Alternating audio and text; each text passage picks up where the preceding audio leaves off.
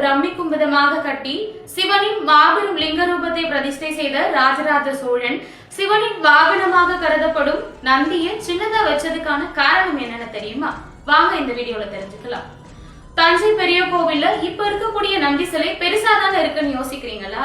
ஆனா உண்மையில இப்ப தஞ்சை பெரிய கோவில்ல இருக்கக்கூடிய பெரிய நந்தி சிலை ராஜராஜ சோழனால பிரதிஷ்டை செய்யப்பட்ட நந்தி சிலையே கிடையாது.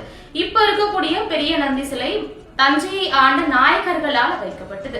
அப்ப 1000 வருஷத்துக்கு முன்னாடி ராஜராஜ சோழன் பிரதிஷ்டை செய்த நந்தி சிலை எங்க இருக்குன்னு தான் யோசிக்கிறீங்க? திருச்சுற்று மாளிகையில ஒரு ஓரமாக வைக்கப்பட்டுள்ளது.